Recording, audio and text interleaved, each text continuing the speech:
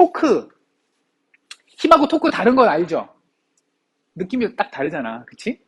그래서 그런 개념들이 여기서 이제 6장에서 나와요. 본격적으로.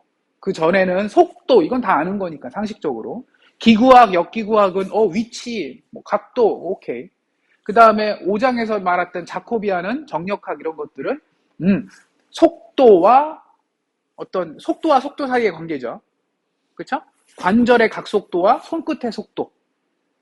기구학은 관절의 각도와 손끝의 위치나 각도. 그치? 그 다음에 정력학은 5장에서 이상한 건 아니지만, 추가적으로 나왔던 건, 속도는 아니지만, 각 관절의 토크하고 정지해 있는 상태에서의 이 힘하고 정력학하고 스태틱 포스라고 불렀죠. 그거랑 연관이 있다. 근데 그게 우연찮게 자코비안이라고 하는 이 각 관절의 속도와 손끝의 속도와 연결짓는 매트릭스인 자코비안으로 아까 말한 스태틱 포스라고 하는 이 관절의 토크와 이 정지해 있는 상태에서의 손끝의 힘이 자코비안의 트랜스포즈랑 연관이 되네? 그래서 거기서 잠깐 설명한 거고, 오케이? 오늘은 동력학은 뭐냐면 각 관절의 토크는 맞아요. 이 관절의 토크하고 손끝의 이 가속도 하고 토크, 힘 하고 모든 걸 다 아우르는 거야. 그러니까 지금 오늘 이제 설명을 하겠지만, 그러면 오늘 필요한 건 뭐냐? 우리 기구학에서는 여기 각도만 필요하죠? 우리 속도 할 때는 여기에 각속도 필요한데, 각속도를 구하려면 로테이션 매트릭스도 구하고 뭐도 했었어. P도 구해야 됐고. 그럼 결국 그게 뭐야? 각도도 알아야 되는 거네? 각도도 알고 각속도도 알아야 손끝의 속도를 아는 거야. 오늘은 각 관절의 각도도 알고 각속도도 알고 각 가속도까지 알아야, 왜냐면 여러분 F는 MA잖아. 그러니까 힘을 알려면 가속도를 상식적으로 알아야 되는데, 5장에서는 정력학, 그러니까 스태틱 포스일 때는 각 가속도까지는 필요 없었어. 근데 오늘은 이제 그걸 다 아우르는 거예요. 그러니까 여기가 더 큰 범위예요. 정력학을 아우르는 더 큰 범위야. 그러니까 결국 뭐예요? 각 관절의 각도, 각속도, 각 가속도까지 알면 손끝의 힘, 뭐 토크, 뭐 가속도, 뭐 이런 거 다 할 수 있어. 움직임에 관련된 건 다 할 수 있는 거예요. 그러니까 솔직히 말하면 동력학은 그 앞쪽에 있는 정력학도 다 포함하는 거예요. 포함하는 개념이라고 봐요. 근데 되게 어렵거든요. 이것만 따로 한 클래스를 할 정도인데, 다행인 게 뭐냐면 여기서는 계속 얘기하지만 리컬시브한 표현이 있잖아요.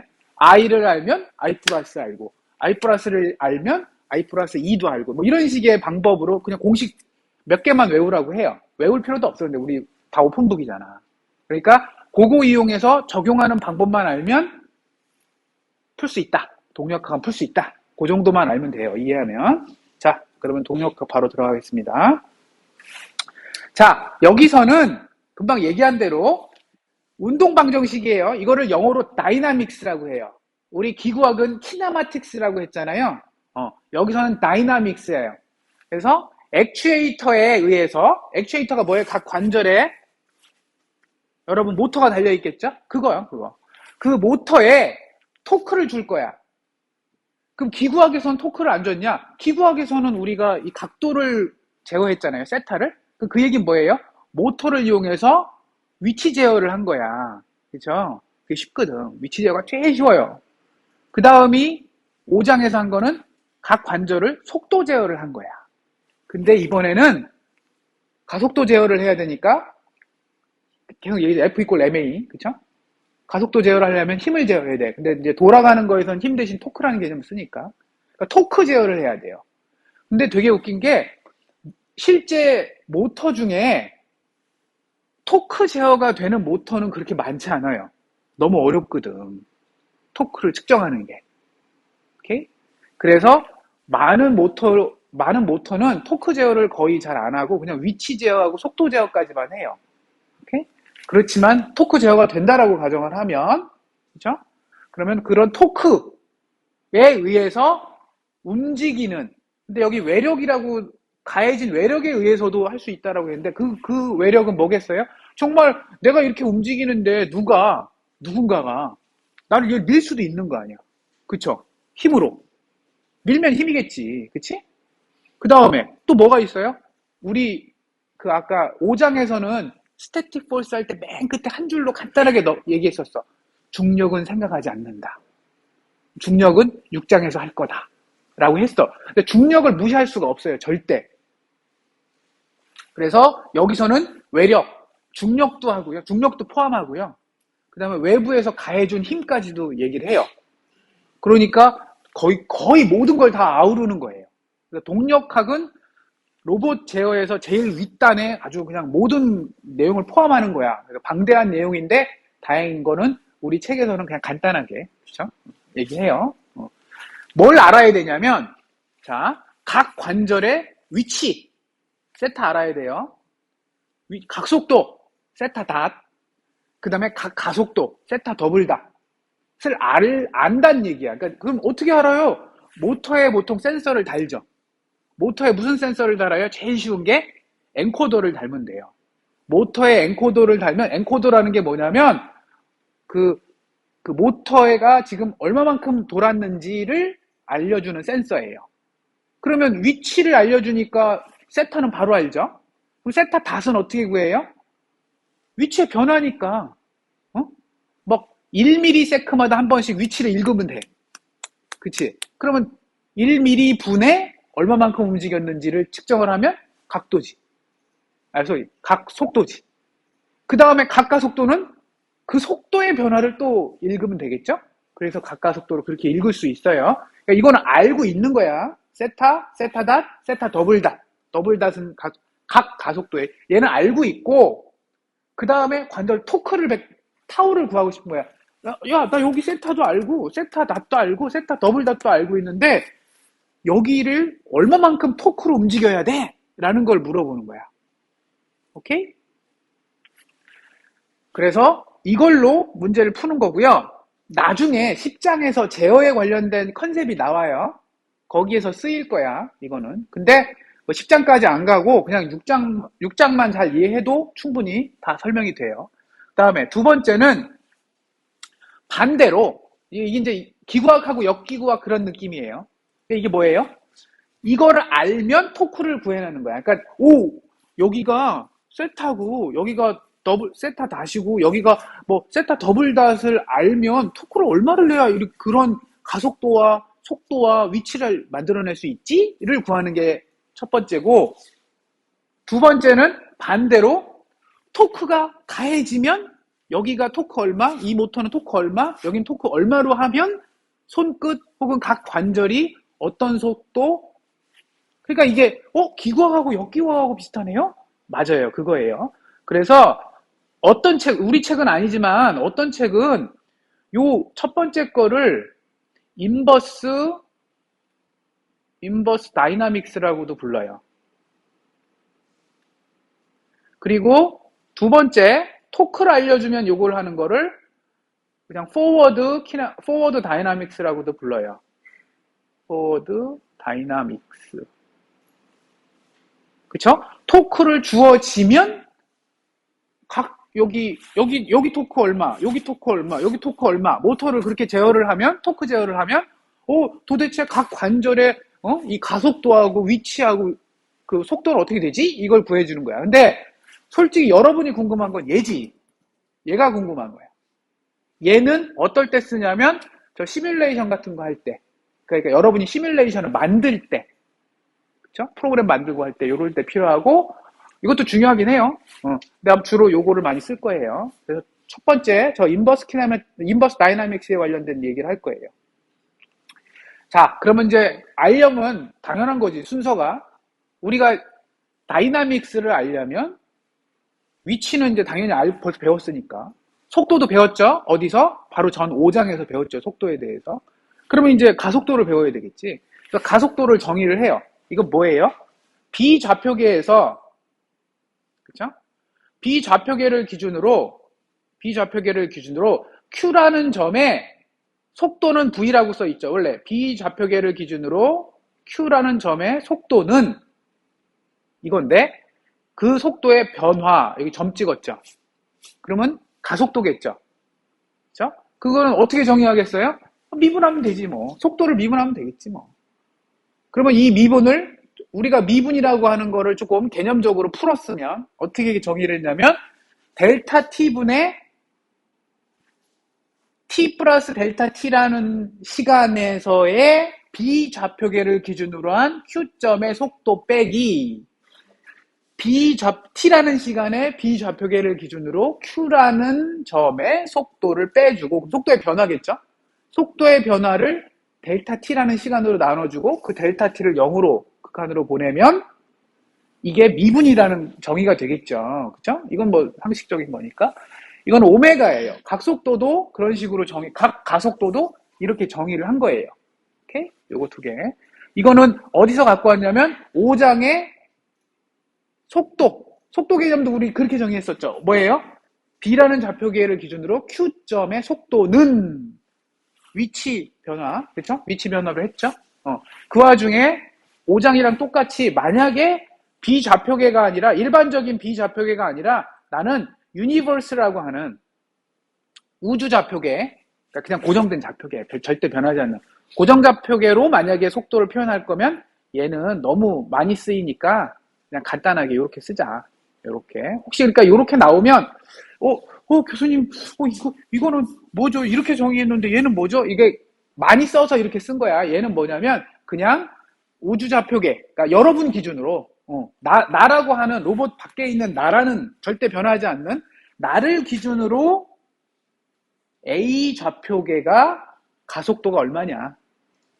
얘도 나를 기준으로 절대 우주좌표계라고 하는 나를 기준으로 A 좌표계가 각 가속도가 얼마냐 이렇게 표현한 거예요. 저게 가끔 나올 거야 여러분. 근데 섞어서 나오니까 여러분 당황하지 말아요. 가끔 이것도 나오고 가끔 이것도 나와요. 세 개 왔다 갔다 하니까 그건 이해를 좀 하고요. 자, 그 다음에 그럼 각 가속도는 어떻게 미분해야지 뭐. 간단하죠?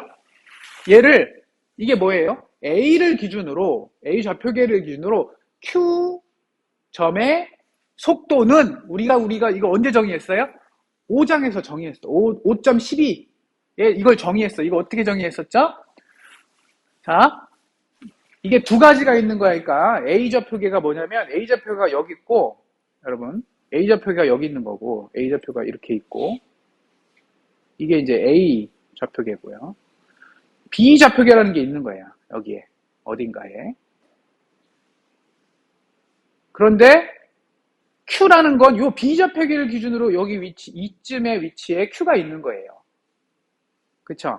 그러면 나는 B 좌표계 요 좌표계를 기준으로 얘 속도를 BVQ라고 정의를 했는데 얘를 기준으로 표현하고 싶은 거야. 그럴 때 어떻게 하라고 그랬어요? 로테이션 매트릭스 곱하면 된다라고 했잖아요. 그쵸? 그거 플러스, 그러니까 이거는 뭐야? 지금 첫 번째 요거는. 얘는 그냥 단순히 B 좌표계를 기준으로 Q의 속도를 표현한 거를 그냥 여기서 본 거고, 두 번째 건 뭐예요? 두 번째 거는 얘는 그대로 있는데 저 Q가 B 좌표계를 기준으로 속도를 갖고 뭐 움직이고 있었겠죠. 그 상태에서 B 좌표계 자체가 A 좌표계를 기준으로 돌고 있는 거예요. 그러니까 뭐가 생겨요? A 좌표계를 기준으로 B 좌표계가 회전을 하고 있네?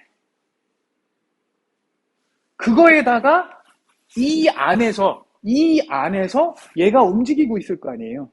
그거를 여기다 써준 거예요. 그럼 그 두 개의 벡터 크로스로 해준다. 그러니까 결국 여러분 복잡하게 생각할 필요 없이 이거야. 자, B 좌표계에 어떤 Q라고 하는 위치에 애가 있는데 제가 얘 손은 어떻게 바뀌는지 보고 싶다. 그러면 B 좌표계를 기준으로 얘 속도를 이쪽으로 투사한 거, 로테이션 매트릭스를 이용해서 이렇게 보내준 거, 플러스 얘 자체, 이 통째로 얘가 돌 수도 있다. 얘를 기준으로 이렇게. 얘가 통째로도 돌 수도 있다. 그거를 저 두 번째 텀에 넣은 거예요. 오케이? 자, 그렇게 두 가지의 힘의 성분을 더하면 된다라고 했던 게 5장의 내용이었어요. 그게 5장의 내용이고, 그거를 미분한 거야. 얘를 미분하고 싶은 거야. 요거 미분하고, 그럼 요거 미분하고, 요거를 미분하면 되겠죠? 그쵸? 아, 미분하기 전에, 미분하기 전에, 이거는 A, V, Q는 요렇게 쓸 수도 있잖아요? A, 이게 뭐예요, 이게? B 좌표계를 기준으로 Q라는 거의 속도에다가 A 좌표계에서 B 좌표계 사이에 로테이션 매트릭스를 곱하면 얘가 바로 B라는 좌표계의 Q의 속도를 A 좌표계로 표현한 거죠? 그게 정의였으니까. 그래서 요거를 여기다가 싹 넣어주고, 그쵸? 쟤를 여기다 넣어주고 미분을 한 거야. 그쵸? 먼저 넣어주고 미분해야 되는데 좀 이상하다. 미분. 그러니까 이걸 미분했어. 요거 미분하면 어떻게 돼요? 요거 미분하면 로테이션 매트릭스는 안 바뀌는 거예요. 그쵸? 대신 뭐가 얘는 바뀌겠죠? 얘도 바뀌고, 얘는 안 바뀌고, 얘도 안 바뀌고. 그럼 미분하면 여기에 미분 찍고 여기에 미분 찍으면 되겠죠? 오케이? 아, 참. 이것도 변할 수도 있겠구나. 요거를, 그럼 이 전체를 미분해봐요. 이거 전체를 여기다 써줄게. 이거를 한번 미분하면, 얘를 미분하면, 이렇게 미분하면, 그럼 얘를 통째로 미분해야죠. dt분의 d로. 그쵸? 그런데, 자, 미분을 하게 되면, 앞에 거는 로테이션 매트릭스가 안 변하니까 그냥 여기만 미분하면 돼요. 얘는. 그게 바로 요 항이고요. 그러니까 이걸 미분하니까, 아까 요거를 대입을 해서 써주면, 써줄 필요 없죠. 이거를 미분하면 된다라는 거고, 그쵸? 그 다음에 얘를 미분하면 보통 우리가 미분할 때 뭐예요? 뭔가 곱한 거, 뭐 벡터 외적이긴 하지만 뭔가 곱한 거 하면 앞에 거 미분한 거 곱하기 뒤에 거 그대로 써주고 이렇게, 그쵸? 그 다음에 뭐예요? 앞에 거 그대로 써주고 뒤에 거 미분하면 되죠? 맞아요? 얘를 미분하면 앞에 거 미분하고 뒤에 거 그대로 써주고 더하기 앞에 거 그대로 두고 뒤에 거 미분하고, 그렇죠? 그렇게 써준 거예요. 그렇게 써준 다음에 대입을 한 거야. 뭐를? 이렇게. 자, A, B의 공교롭게도 요 파트가 얘를 여기다가 이렇게 넣어주면 이게 이거랑 같네? 혹은 요 미분한 게, 그쵸? 요게 여기로 들어가니까 요거를 여기다 대신 써주면, 그러니까 이 얘기야. 요거 대신에 요거 대신에 요걸 써주면 더 좋겠, 같은 거니까 요거 대신에 써주면 되겠네. 그러니까 앞으로 이게 나오면 요걸로 대체해줘야지 했는데 마침 이게 딱 여기도 나오고 여기도 나왔어. 그래서 어떻게 해요? 요 식으로 여기다가 대체하고 요 식으로 요걸 대체해서 넣어준 거야. 오케이? 그래서 식을 정리를 해주니까 요 식이 나온 거예요. 쭉 풀어 헤치니까. 그래서 이거를 같은 항이 있었어. 그래서 얘랑 항이 같아. 그쵸? 얘랑은 여기 이제 괄호가 있었죠. 여기 괄호가. 그쵸? 그래서 요거는 요렇게 곱해주면 얘랑 똑같고요. 얘랑 곱하면 더해지진 않고 다른 얘기죠. 그래서 펼쳐보니까 요 식이 나온 거야. 여러분 이거 외울 필요 전혀 없어. 이해할 필요도 없어요. 그러니까 결국 이게 뭐야? 이게 간단하게 그냥. 이거는 A 좌표계를 기준으로 Q의 가속도예요. 대신 이건 선가속도죠. 선가속도예요. 아직 각가속도는 아직 안 했어요. 그러면 교수님 이게 일반적인 방법이거든요. 여기다가 근데 추가적으로 뭘 썼냐면 움직일 수도 있어. 원점하고 A 좌표계하고 B 좌표계가 아까 돌기만 한다라고 그랬잖아요. 근데 도는 게 아니라 도는 거 플러스 직선으로 멀어질 수 이런 가속도로 갖고 멀어질 수도 있다? 그래서 요항을 하나 추가한 거야. 이게 5장에서도 이런 방법을 썼어요. 그냥 추가했어요. 그때는 선속도를 추가했지만 이번엔 선가속도를 추가한 거야. 그러니까 결국 뭐예요? 요 앞쪽에 계산한, 즉 다시 앞으로 가서 요거를 그냥 미분한 거야. 요걸 이 선식을, 선속도식을 그냥 미분했어. 미분하고 요걸 이용해서 좀 정리를 했더니 이렇게 복잡한 게 나왔어. 이렇게 복잡한 수식이 나왔는데, 이 수식에다가 추가적으로 A 좌표계와 B 좌표계가 회전뿐만 아니라 멀어지기도 한다, 혹은 가까워지기도 한다, 이런 거를 적용하니까 여기다가 이런 일반적인 A 좌표계와 B 좌표계의 원점이 가까속도를 갖고 상대적으로 멀어진다, 이런 걸 추가적으로 넣은 거거든요. 그러면 이게 일반적인 식이에요. 그러니까 이것만 있으면 뭘 할 수 있냐면 좌표계 사이에 가속도를 알 수가 있는 거야. 계산할 수가 있는 거예요. 그럼 이걸 쓰느냐? 안 써. 너무 어렵잖아. 그리고 이거는 일반적인 얘기죠. 이거 뭐예요? A 좌표계하고 B 좌표계가 막 멀어지고 막 회전하고 이러잖아. 근데 우리가 로봇이잖아요. 로봇의 A 좌표계가 뭐예요? A 좌표계가 이 전에 링크일 거고, 이 조인트일 거고, B 좌표계가 그 다음 조인트일 거라고. 그러면 A 조인트하고 B 조인트가 막 멀어져요? 멀어지는 경우는 없잖아. 물론 프리스매틱 조인트일 경우에 멀어지지만, 우리가 보통 생각하는 레볼루트 조인트, 회전 관절에서는 멀어지진 않잖아요. 이게 뭐 벌어져요? 서로 관절이? 아니잖아. 그러니까 그런 것 그렇게 따지고 나니까 이걸 0이라고 가정하니까 되게 회전 관절의 식이 간단해졌어. 여러분 눈에는 안 간단해졌지. 솔직히 말하면 이것도 복잡하긴 해. 근데 이걸 여러분 외울 필요 절대 없어요. 내가 빨간색으로 표현했지만 그러니까 결국 뭐예요? 얘가 일반적인 식이에요. 얘는 회전 관절이든 레볼루트 조인트든 프리스매틱 조인트든 무슨 조인트가 돼도 이게 무조건 이 식을 쓰면 돼. 다이나믹스에서는. 그런데 다행히 우리가 지금 하려고 하는 레볼루트 조인트에서는 얘만 쓰면 돼요. 간단한 거. 그쵸? 그렇지만 계속 얘기하지만 이걸 외울 필요 있냐? 외울 필요 절대 없어. 이런 개념이다라고만 기억을 해요. 오케이? 이거 선가속도야. 그러면 뭐 해야 돼? 그 다음에 각가속도 해야 되겠지? 각가속도도 이걸 미분한 거예요. 또 각가속도 요식 자체는 5장에 나와요. 그쵸? 이 식을 미분해. 얘 미분하면 어떻게 돼요? 얘 미분하는 거고, 요거에서 요거 미분하면 되겠죠? 이게 전체를 미분하면 되겠죠? 근데 이거 전체 미분한 게 얘랑 너무 비슷하게 생겼어. 식 6.6이랑 너무 비슷하게 생겼어. 뭐예요? A 좌표계를 기준으로 B 좌표계 로테이션 매트릭스와 B 좌표계와 C 좌표계 사이에 각속도가 존재하면 얘를 이거랑 너무 비슷하게 생겨서 이것도 비슷한 형태대로, 요 형태대로 대입을 해서 정리를 하니까 또 이렇게 나와요. 근데 이거는 레볼루트 조인트든 프리스매틱 조인트든 다 상관없이 다 적용 가능한 거예요. 그래서 요 식은 뭐예요?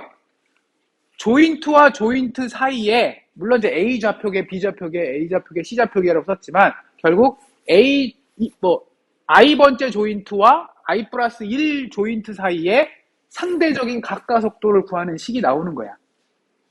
오케이? 그러면 여러분이 꼭 기억해야 되는 컨셉은 뭐냐면 두 가지예요.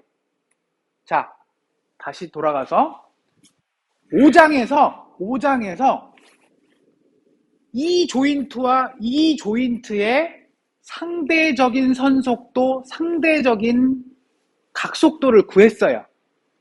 그쵸?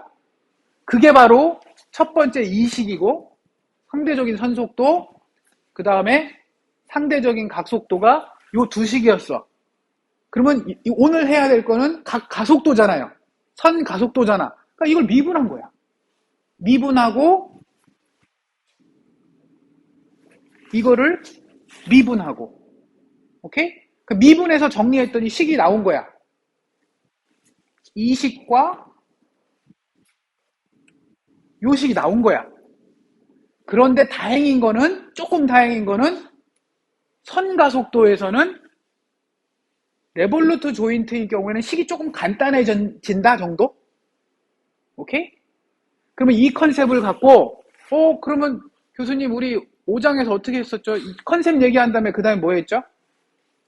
하는 저기 링크나 조인트 하나 딱 해놓고선 여기에 속도가 여기에 속도로 어떻게 전파되는지 그런 식으로 해서 이렇게 리컬시브하게 그러니까 이렇게 반복적으로 여기에 조인트 I의 선속도와 각속도가 조인트 I 플러스 1에 어떻게 선속도와 각속도에 영향을 주는지를 순차적으로 써놨잖아. 반복적인 식.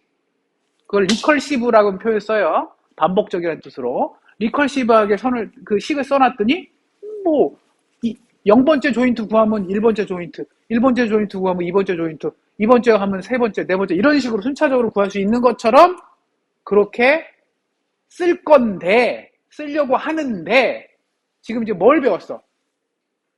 여러분이 다이나믹스를 하려면 몇 개를 알아야 돼요. 뭐냐? 여러분이 다이나믹스에서는 가속도라고 그랬잖아요. 그 다음에 토크라고 그랬잖아. 근데 지금까지 그거에 대해서 제대로 배운 적은 없어요. 물론 우리 과목에서 갑자기 여기서 토크하고 가속도에 대해서 물리적인 의미를 따질 건 아니지만 그래도 기본적으로 뭔가를 알아야 돼. 뭐냐면 중요한 게 힘은 대부분 알아. 힘은 뭐야? 뉴턴의 역학에서 뭐라 해? F = ma라고 배웠잖아. 그건 안 바뀌어요. 그런데 문제가 회전에 대해서는 안 배웠어요. 여러분이. 회전은 뭐야? 토크가 각가속도에 어떻게 영향을 주는지는 개념은 알죠. 근데 제대로 안 배웠어. 그래서 잠깐 토크하고 각가속도 사이의 관계를 잠깐 배워야 돼요. 근데 F = ma에서 여러분 여기 글자 엄청 많은데 짜증 확 날 텐데. 자, F = ma라고 여러분 이제 이거 되게 간단한 식이고 중학교 때 고등학교 때 배웠는데 이게 뭐야? 힘하고 변하는 물리량이 가속도잖아요. 그럼 그 중간을 연결해준 매개체가 뭐예요? 질량이죠. 그러면 지금 우리 회전을 이거는 당연한 거고 회전도 해야 돼요. 회전. 우리도 솔직히 회전이 더 중요하지. 회전은 자 모멘트 혹은 토크라고 하는 힘이 있는데 그 토크가 있는데 얘가 각가속도를 알파라고 쓸 수도 있고 혹은 오메가의 미분이라고 쓸 수도 있겠죠. 얘와 여기 중간에 연결하는 애가 있어야 되겠지. 그치? 여기 토크라고 이렇게 쓰십시다. 타우. 얘와 여기 연결하는 얘가 뭐가 있어야 돼 여기? 질량이야? 뭐 있어야 돼? 이게 관성 모멘트야. 요 질량의 그러니까 질량이라는 건 직선 운동할 때의 개념이라고 보면 회전할 때 그러니까 질량의 의미가 뭐지? 질량의 의미는 힘을 가했을 때 얼마만큼 가속할 수 있는지의 어떤 비율이에요. 그러니까 질량이 무거우면 뭐예요? 질량이 크다, M이 크다. 걔는 같은 힘을 밀었을 때 가속이 덜 되는 애야. 질량이 작으면 같은 힘을 줘도 가속이 되게 빨리 되는 거예요. 그러면 여기에 있는 얘 관성 모멘트 얘는 무슨 역할을 하겠어요? 같은 토크를 줬을 때 어떤 애는 회전을 빨리 해. 어떤 애는 같은 토크를 줬는데 되게 천천히 돌아. 그쵸? 근데 그거를 질량으로 설명이 안 되는 거야. 같은 질량인데 여러분 이거예요. 같은 질량인데 덩치가 큰 거를 못 찾겠네. 막대기 큰 게 있으면 좋은데. 자, 이게 내가 갖고 있는 제일 긴 거니까 이걸로 할게요. 이건데 같은 질량인데 요렇게 회전시키잖아요. 내가 요렇게 회전시킬 때와 요렇게 회전시킬 때 여러분 막대기 긴 걸 상상을 해보세요. 한 10kg짜리 10kg짜리 아령 생각해봐. 저 헬스장 가갖고 이만한 거 10kg짜리 아령이 아니라 이거 뭐지? 웨이트 큰 거 이런 거. 이거를 가운데를 잡고 이렇게 돌릴 수 있지 여러분. 근데 되게 잘 안 돌지. 맞아요? 그런데 같은 중량인데 그거를 이렇게 세워요. 세워서 이렇게 돌려봐요. 이건 상대적으로 쉽게 돌려. 그치?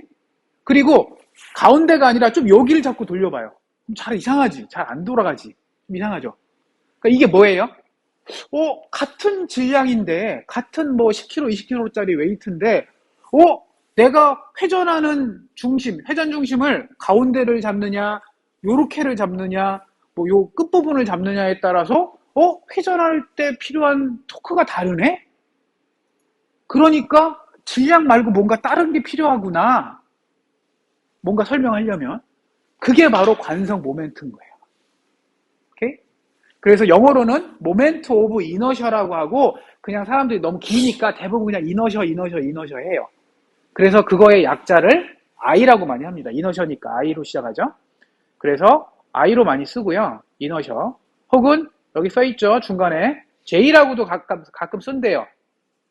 그러니까 이건 책마다 다르니까 여러분들 J가 됐거나 I라고 됐거나 그쵸? 그걸 잘 기억을 하시고요. 그래서 관성 모멘트는 우리가 보통 생각하는 질량 M이랑 거의 비슷한 컨셉이야. 그런데 회전에 관련된 질량이라고 보면 돼요. 자, 여기 써있네. 직선 운동에서 질량에 대응하는 양이야. 알겠죠? 자, 그래서 얘는 우리가 질량을 단위를 뭘로 해요? 킬로그램, 그램이죠. 톤, 이렇게. 여기서는 되게 특이하게 킬로그램 점 미터. 그러니까 거리가 중요해. 그러니까 질량의 분포가 되게 중요해요. 그래서 그거 단위도 달라요. 오케이? 그래서 관성 모멘트를 설명하는 표현하는 방법이 두 가지예요. 우리 질량도 F 이꼴 MA 하면 간단하잖아. 그치? 그러니까 그걸 왜 그래요? 질량 덩어리는 어느 방향으로 힘을 줘도 질량이 딱 10kg라고 정해지면 뭐 끼다랗건 널대대하건 동그랗건 상관없이 10kg면 그냥 10kg고 이쪽으로 미나 이쪽으로 미나 저쪽으로 미나 위로 미나 다 똑같은 힘이 적용이 돼야 똑같은 가속도를 가져요. 그러니까 질량은 스칼라면 돼요. 방향이 없어도 돼. 근데 회전은 스칼라가 될 수가 없어. 왜? 같은 질량인데 요럴 때 이너셔가 다르고 요럴 때 이너셔가 다르고 요럴 때 이너셔가 다르니까. 그래서 스칼라로 만약에 관성을 표현하려고 하면 얘는 그냥 회전하는 방향을 딱 고정을 시켜버리면 그냥 스칼라 값으로 되지만 일반적으로는 요때 느껴지는 관성과 요때 느껴지는 관성과 요때 느껴지는 관성이 다 다른 거야. 그래서 얘를 표현을 어떻게 해요? 매트릭스를 표현해요. 그쵸? X방향, Y방향, Z방향 이런 식으로.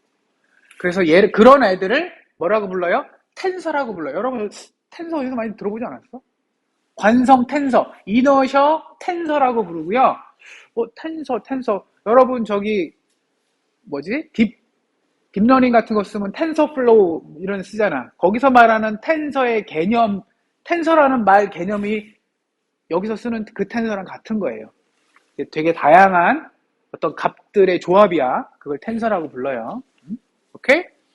그래서 간단한 거는 스칼라 값, 그냥 값을 하나로 나오지만 대부분의 경우에는 회전하는 방향에 따라서 이 관성이 달라지기 때문에 그거를 관성 텐서라고 하는 매트릭스, 3x3 매트릭스예요. 보통 3차원 공간에서는 그렇게 표현을 많이 해요. 자, 팽이 생각하면 돼. 팽이. 갑자기 딱 팽이 여러분, 팽이를 요렇게 생긴 팽이를 요렇게 돌리면 되게 잘 돌지 않아요? 이렇게 생긴 팽이를 여기를 회전축으로 해서 돌리면 기가 막히게 잘 돌죠. 근데 같은 팽이를 이렇게 뉘어놓고 이렇게 질량은 같잖아. 질량은 같은데 이렇게 돌려봐요. 잘 도나? 안 돌지. 이상하게 돌지. 그쵸? 맞아요? 그러니까 같은 질량인데 회전하는 그게 다르네. 성질이. 근데 그게 다 뭘로 표현이 돼요? 바로 텐서, 관성 텐서, 혹은 관성으로 그냥 그래서 사람들이 뭐 이너셔 텐서, 뭐 모멘트 오브 이너셔 귀찮아. 그래서 그냥 하나로 그냥 이너셔, 관성 이렇게 표현을 해요. 그리고 관성에 또 모멘트라는 게 있어요. 힘하고 이제 토크랑 비슷한 개념에 관성 모멘트라는 개념을 누가 처음 또 썼냐면 대단한 1730년도 여러분 300년 전에 누가 오일러가 벌써 얘기했어. 대단한 사람이야. 오일러는 오만대 다 나와. 여기도 나오고 역학에도 나오고 뭐 아무튼 수학에도 나오고 되게 똑똑한 사람이에요. 오케이? 이 내용은 다 위키피디아에서 갖고 온 거예요. 자, 텐서를 어떻게 표현하냐면 자, 3차원 축이니까 X축에 그러니까 이렇게 생각하면 돼요. 텐서는 뭐냐면 어떻게 표현하냐면 얘는 X축으로는 이런 느낌의 관성을 갖고 Y축으로는 이런 느낌의 관성을 갖고 Z축으로는 이런 느낌의 관성을 갖습니다. 이렇게 표현하는 거예요. 그리고 근데 그렇게 딱 축으로만 돌 수도 있겠지만 XY축에 걸쳐서 돌 수도 있겠지. 대각선 비슷하게. 그럼 어떻게 표현해요? 아, 얘는 XY축에 걸쳐서는 이런 느낌으로 돌고 YZ축으로는 이런 느낌으로 돌고 ZY축으로는 뭐 이런 느낌으로 돕니다. 라는 식으로 관성을 표현해요.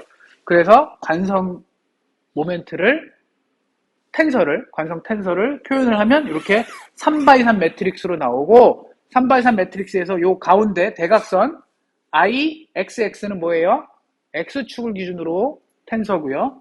그 관성이고요. Y축을 기준으로 그거고요. Z축을 기준으로 돌리는 거예요. 그럼 이 각각에 대해서 나머지 수식은 요거예요, 요거. 이거 미쳤는데? 적분을 3번 해야 되는데, 그치? 이걸 외워야 되냐? 절대 외울 필요 없고, 이거는 저 기계과 학생들은 솔직히 말하면 뭔지 알아요? 이거 실제 구해요, 손으로.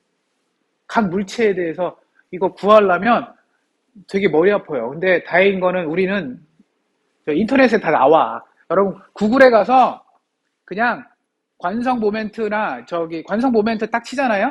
그러면 그 모양에 따라서 어떤 회전하는 축을 기준으로 관성 모멘트 어떻게 계산하는지 혹은 계산 결과를 다 이렇게 표로 만들어 놨어요. 그러니까 여러분 보고 뭐 적분 저렇게 3차원 3번 X축으로 이게 무슨 뜻이냐면 X축으로 적분, Y축으로 적분, Z축으로 적분이야. 그러면 X, Y, Z니까 공간이 나오죠. 볼륨, V란 뜻이에요. 그러면 dV가 뭐예요? 볼륨에 대해서 그러니까 부피에 대해서 적분을 해라. 그럼 로우는 뭐예요? 밀도. 그 물체의 밀도를 그러니까 결국 밀도와 아주 작은 부피를 곱하면 뭐야 이게? 밀도와 작은 부피를 곱하면 아주 작은 질량 덩어리겠죠. 그 덩어리를 Y제곱 더하기 Z제곱하면 뭐예요? 이게 X축을 기준으로 X축을 기준으로 거리가 루트의 Y제곱 더하기 Z제곱이잖아. 그러니까 그거의 제곱이면 딱 얘죠. 그럼 결국 뭐예요? IXX는 X축을 기준으로 어떤 아주 작은 질량 덩어리의 거리의 제곱을 다 적분한 거네. 얘도 마찬가지고 얘도 마찬가지고. 얘는 아주 작은 덩어리를 X값과 X의 거리, X의 좌표, Y의 좌표를 그냥 곱한 거를 적분한 거네. 근데 요거는 그래서 솔직히 개념이 잘 머리 안 떠올라요. 그쵸? 그래서 이것도 자료를 따로 만들었어. 요런 식의, 저 위에 3개를 질량 관성 모멘트라고 부르고, 요 밑에는 관성의 질량적이라고 부르는데, 나도 처음 들었어. 강의 자료 만들면서 처음 들었어. 예전에 수업 들을 때도 기억 안 나요. 여러분 이거 전혀 기억할 필요 없어요. 오케이? 그냥, 솔직히 말하면, 아마 오늘 계속 이 얘기만 할 건데, I만 설명할 건데, 끝에 가서는, I는 주어져요. 이렇게 하고 끝날 거예요. 오케이? 그러니까 여러분, I는, 컨셉은 그래도 기억을 해야지. 여러분 회사 가갖고 얘기하는데, 야, I, 이노셔가 얼마야? IXX가 얼마야? IYY, IZZ. 이거 대부분 업체에서 주거든요? 아니면 여러분 설계하면 그 CAD 툴에서 다 줘요. 3x3 매트릭스 그냥 줘. 그런데 그게 무슨 의미인지는 알아야지. 이게 뭐예요? 회전하는 얼마나 회전을 잘하는지를 표현한다. 이렇게 생각하면 돼요. 그래서 내가 또 구글에서 찾았어. 구글에서 그 이너셔라는 컨셉을 갖고 오는, 그러니까 유도해내는 방법이 이게 제일 마음에 들더라고. 이게 뭐냐면 회전 에너지, 운동 에너지를 표현하는 거야. 운동 에너지 T라고 두고요. 아주 작은 질량 MI가 있어요. 그럼 이 질량을, 그러니까 이런 물체가 있으면 이 물체를 아주 작은 질량으로 쪼개는 거야. 여러분 마인크래프트처럼 이렇게 어떠한 구조물도 다 이렇게 조그만한 픽셀로 다 이렇게 쪼갤 수 있잖아요. 그쵸? 그런 식으로 쪼갠 질량 덩어리가 MI, 아주 작은 거예요. 그럼 얘가 속도 VI를 갖고 움직여. V라는 속도를 갖고 움직여. 그럼 여러분은 얘를 어떻게 계산해요? 운동 에너지를 2분의 1 mv 제곱이잖아. 그쵸? 근데 v가 만약에 매트릭스, 그러니까 벡터면, 그러니까 x축으로도 속도 얼마, y축으로도 속도 얼마, z축으로 얼마. 그럼 뭐 어떻게 써야 돼요? 벡터로 써야 되겠죠? 이런 식으로 여러분 이 속도를 그러면 표현을 요거를 이렇게 써야 되겠지. vx, vy, vz 이런 식으로 써야 될 거 아니야. 그럼 이거를 제곱을 어떻게 해? 이렇게 써요? 벡터 제곱 이렇게 안 쓰죠? 어떻게 써요? 이거를 vi라고 하는 이 벡터의 내적 이렇게 쓰면 이게 제곱이라는 의미예요. 각 항을 제곱하는 거랑 이게 같은 얘기죠? 그래서 이렇게 써준 거야. 그러니까 이거는 2분의 1 mv 제곱이야. 여러분이 알고 있는. 그렇죠? 그러니까 여러분이 2분의 1 mv 제곱으로 기억하는 그 v는 값이 하나잖아요. 그러니까 그냥 제곱해도 돼. 근데 이거는 벡터니까 제곱을 아까 이런 식으로 제곱 쓸 수는 없잖아. 그래서 이런 식으로 벡터 내적으로 쓴 거예요. 제곱하려고. 그럼 이게 뭐야? 이게 운동 에너지지 뭐. 그러면 여러분은 운동 에너지를 저기서 운동을 하는 V는 V인데, VI는 V인데, 이거를 회전하는 거에 의해서, 그러니까 이런 거죠. 회전축을 기준으로 여러분. 이렇게 어떤 질량 덩어리 아까 말한 MI가 있어. 그런데 얘가 요 방향으로 VI로 이렇게 움직이는데 이게 뭐냐면 이렇게 회전하는 거였어. 그럼 여기가 반지름이 R이고 RI라고 썼겠죠. 그러면 요 회전하는 각속도를 뭐라고 써요? 오메가 I라고 쓰겠죠. 그러면 선속도 VI는 어떻게, V는 R오메가죠? 기억나죠? 그러니까 어떻게 써요? VI를 어떻게 써요? R 오메가라고 쓰는 거야. 그쵸? 그래서 뭐 여기 여러분 여기 I를 소문자로 썼어야 더 작게 아래 춤자로 써야 되는데 이거 내 실수로 썼다. 이거는 R I의 오메가겠지. 그치? 이렇게 썼어야지. 그러니까 이걸 이렇게 대입한 거야. 여기다가. 여긴 제대로 썼네. 오케이? 그리고 나서 보니까 제곱 이거는 그냥 제곱이 되니까 하면 RI 제곱 곱하기 오메가 제곱이고 그래서 요거 앞부분만 딱 딴 거예요. 이렇게. 그러면 뭐예요? 2분의 1 시그마의 MI RI 제곱 괄호 닫고 오메가 제곱. 그럼 얘는 뭐예요? 얘가 여기 요 앞에를 딱 이게 뭐예요? 느낌이 여기서는 2분의 1 MV 제곱이었는데 운동에너지 T는 운동에너지 이거를 회전으로 바꾸면 회전 이렇게 회전하는 어떤 MI라고 가정하면 V 대신에 R오메가 쓰니까 2분의 1 M R제곱 오메가 제곱으로 되니까 딱 얘가 아까 그 2분의 1 MV 제곱 선속도에서의 그 M과 되게 비슷한데 대신 여기는 각속도 오메가랑 연관되네? 그러면 얘를 우리는 I라고 하자 이렇게 한 거야. 단순하게. 그래서 회전하는 물체의 운동 에너지는 2분의 1 I 오메가 제곱이라고 정의를 한 거예요. 직선 운동하는 V라는 그 선속도를 갖고 움직이는 질량 M짜리의 운동 에너지는 2분의 1 MV 제곱이라고 쓰지만 여기서는 2분의 1 I 오메가 제곱이라고 쓰고 그럼 교수님 I는 뭐예요? I는 바로 이런 거예요. 뭐예요? 이거는 질량인데 여기랑 비슷하게 질량인데 회전 중심 축, 이 회전 중심 축으로부터 그 질량이 얼마나 거리가 있는지 R을 각각 곱해줘야 되는 거예요. 이게 여러분 내가 생각해낸 가장 쉬운 설명 방법이에요. 이너셜을 관성을 에너지로 설명한 게 제일 쉽더라고. 저 위키피디아에서 갖고 온 거예요. 위키피디아가 아니라 저 블로그에서 누가 했는지 참 착해. 그리고 이거는 또 유튜브에서 갖고 왔어. 이거 하나 더 설명하려고. 이너셜 또 설명하려고. 반복이야. 지겨워도 참으세요. 이게 뭐냐면 아까랑 비슷하죠? 회전축이 있어요. 또 오메가로 돌아요. 이 질량 덩어리가. 아주 미소 질량 MI가 도는 거야. 그러면 이 회전축으로부터의 거리가 RI죠. 근데 여기 교수님, 교수님 이거 이게 뭐지? 오자. 한글로 오자 같은데 이게 뭐냐면 수직이란 뜻이야. 수직으로. 그리고 그럼 얘가 선속도 VI를 갖겠죠? 근데 VI는 벡터겠죠? 3차원 공간에서 표시하니까. 그리고 나서 이 회전 중심 축이 우리 저 2장인가 3장에서 했던 것처럼 어떠한 벡터를 표현하는 방법 중에 이 벡터를 표현하는 방법 중에 또 쉬운 방법이 뭐예요?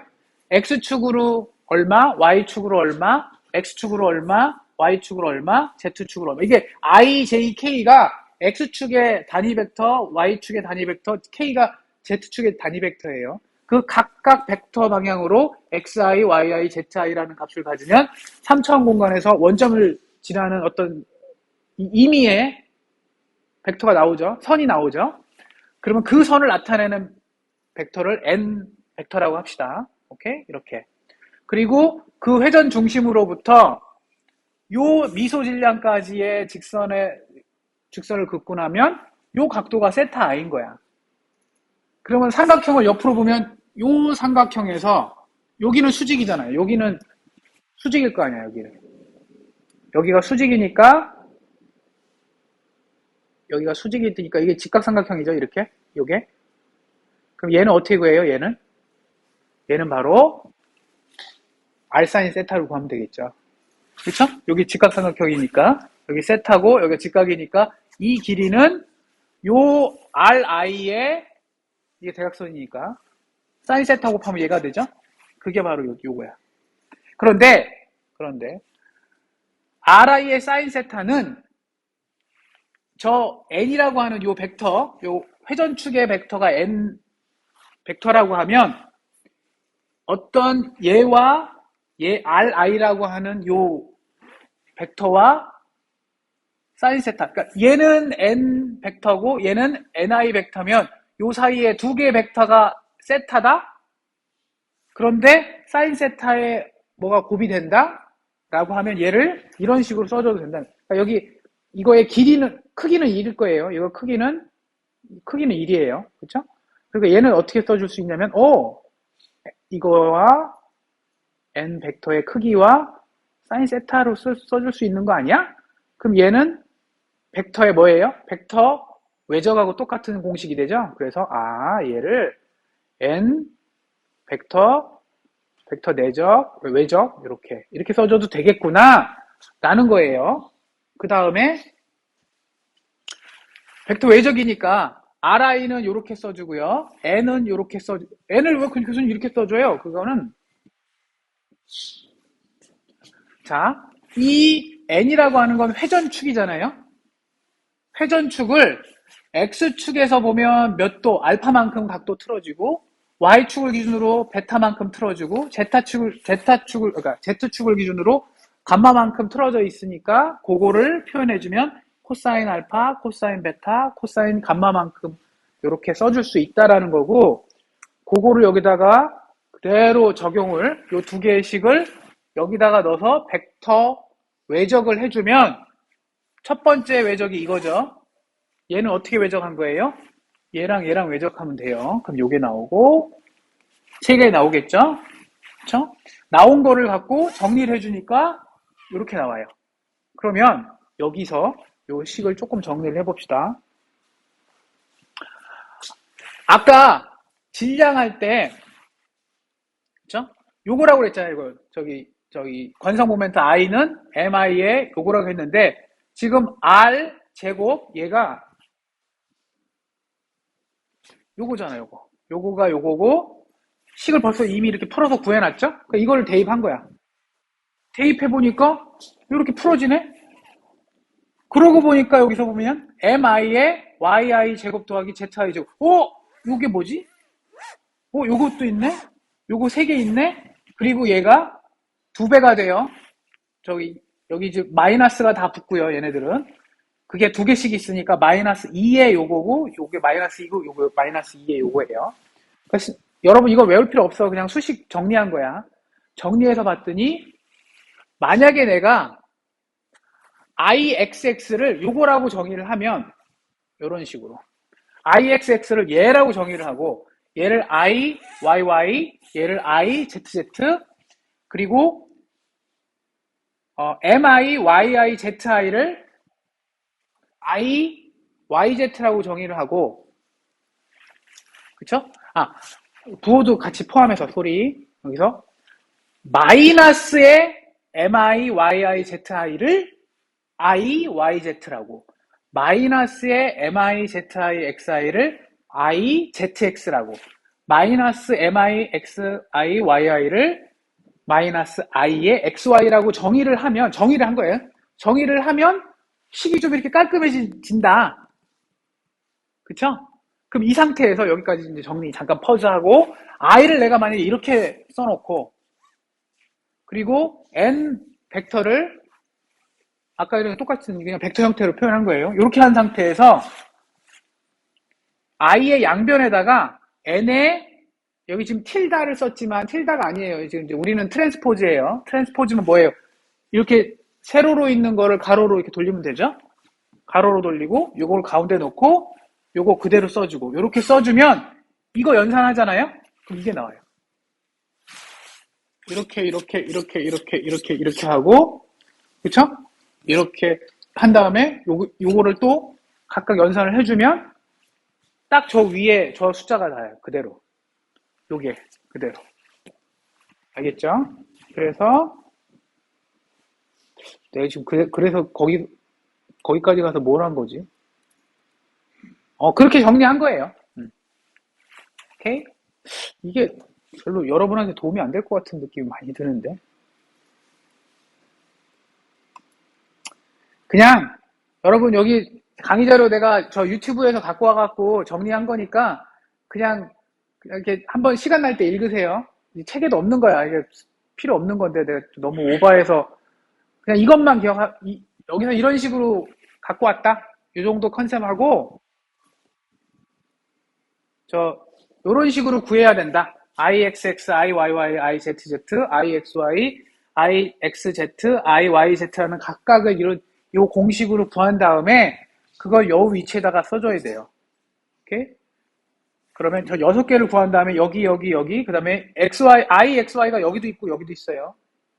IXZ가 여기도 있고요. YZ가 여기 있고요. 그러니까 결국 뭐예요? 이쪽 3개는 안 해도 돼. 똑같은 거, 얘가 여기 똑같은 3개가 여기 똑같이 있으니까. 그럼 가운데 3개랑 요 3개만 하면 되니까 이 6개만 구하면 돼요. 오케이? 그래서 이너셔 뭐 구해라. 물론 우리는 안 해. 절대. 근데 구해라. 그러면 이 공식을 써서 6개를 구해보면 돼요. 뒤에 연습 문제 나오고요. 그럼 이걸 알았으면 뭐야? i를 구했다는 거 뭐야? 관성을 구했다는 건. 관성 모멘트를 구했다는. 요걸 구하면 회전에 대한 특징을 다 아는 거예요. 마치 질량을 알고 있으면 가속도에 대한 특성을 알고 있는 거잖아요. 똑같은 거예요. 오케이? 그럼 이건 안다라고 가정합시다. 요거는 그냥 취미 삼아 읽어보세요. 아니면 더 쉬운 거는 저 유튜브를 같이 봐. 같이 보면 훨씬 이해가 쉬울 거야. 그래서 실제 구해본다? 여러분? 근데 뭐 취미 삼아 한번 구해보세요. 이게 어렵진 않아요. 그게 뭐냐? 이렇게 생긴 질량 덩어리가 있어요. 근데 질량 덩어리가 있는데 어디가 원점이냐면 사각형의 끝 모서리가 그러니까 회전 중심이 여긴 거죠. 그러니까 회전 중심이 여기라기보다는 물체를 원점을 어디다 갖다 놨냐면 이 사각형의 모서리에다 갖다 놓은 거야.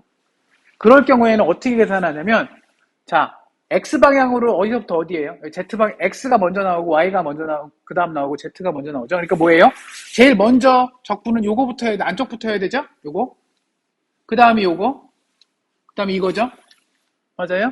그럼 X가 어디부터 어디까지 변해요? 0에서 오메가까지. X방향으로는 0에서 오메가까지. Y방향으로는 0부터 L까지. Z방향으로는 0부터 H까지. 그래서 요거 써준 거야, 요거. 이건 안 변해요. IXX는 이거예요. 그러면 요걸 먼저 합시다. 로는 뭐야? 밀도야, 밀도. 그러니까 이게 뭐 강철이면 이게 밀도가 크고, 뭐 플라스틱이면 밀도가 작고, 뭐 상수겠죠. 그럼 Y제곱 더하기 Z제곱을 X에 대해서 적분하면 어떻게 돼요? Y제곱하고 Z제곱은 X에 대해서 상관없잖아. 상수잖아. 그럼 어떻게 해야 돼? 그냥 양변에다 X 곱하면 되죠? 처음엔 적분하면 뭐가 되겠어? Y제곱 더하기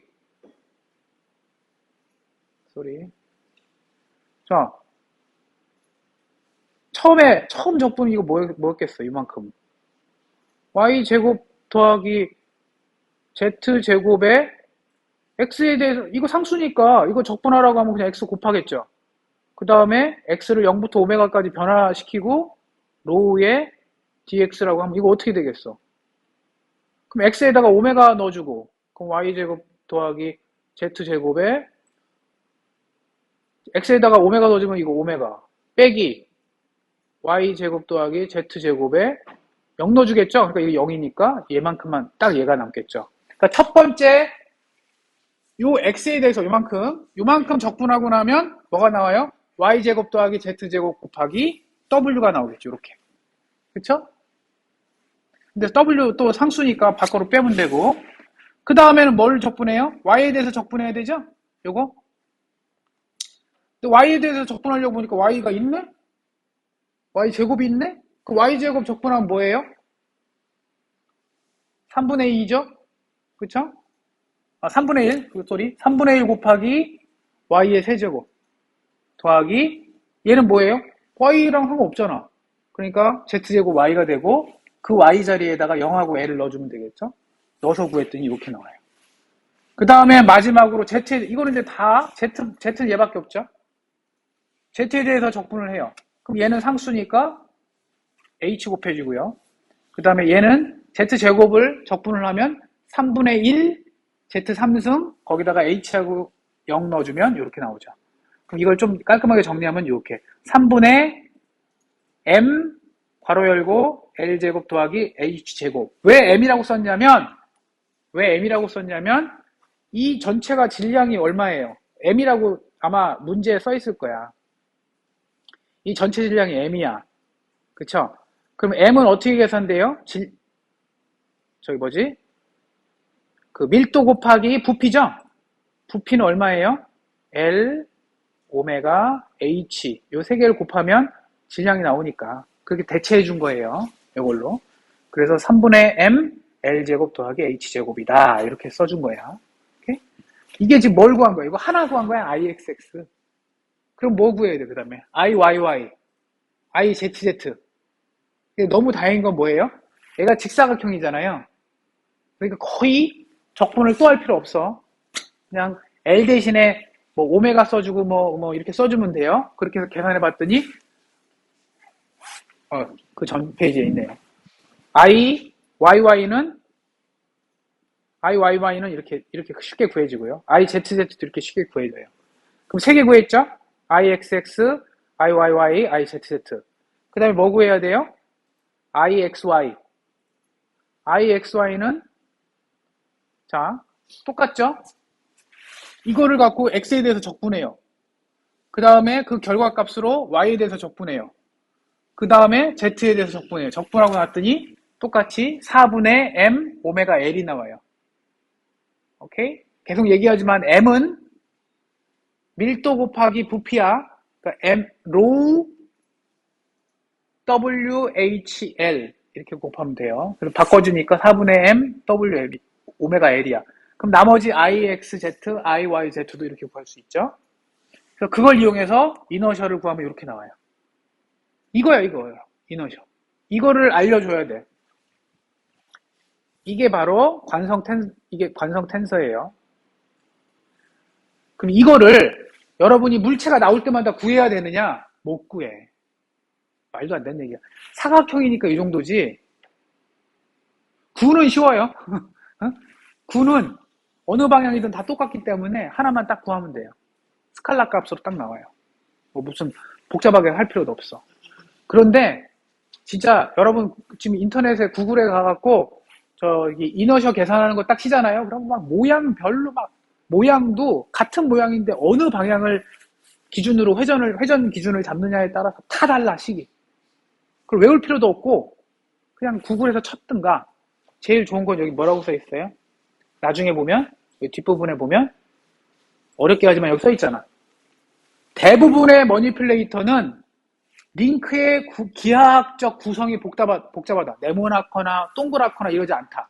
모양이 막 이렇게 비스듬하고 막 이러잖아요. 모양이 막 굴곡졌잖아. 그러니까 거기서 그런 식을 그런 이론 같은 아까 IXX, IY 어렵다. 그럼 실제 어떻게 하느냐? 계산하지 않고 아까 IXX, IYY 막 수식으로 알려주고 적분하라고 했잖아요. 아무도 그렇게 안 한다. 어떻게 하느냐면 그냥 측정을 한다. 측정을 해요. 아니면 그러니까 되게 인터넷에 가서 유튜브에 가서 관성 보면 되게 간단하게 하는 방법이요. 여러분이 생각하는 회전 축을 기준으로 여기 축에다가 실 매달아요. 실 매달아 갖고 돌려요. 그럼 얘가 이렇게 얼마나 이렇게 도는지를 측정을 해. 그거 갖고 측정하는 사람들이 있더라고. 나도 그거 보고 아 그게 관성 진자 방법이거든요. 아 저러면 되겠구나라고 했지.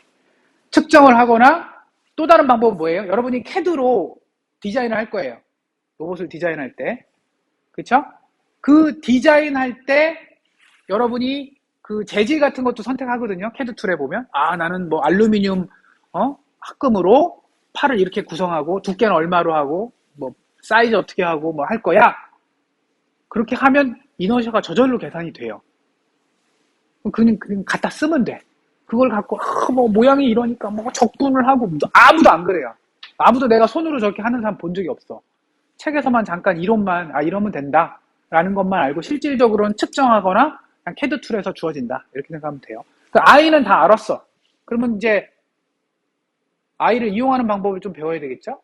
그래서 다음 시간에 평행축 정리 간단하게 얘기하고 나서는 바로 뭘 할 거냐면 여러분 지금까지 만약에 이해가 안 됐어도 전혀 신경 쓰지 마요.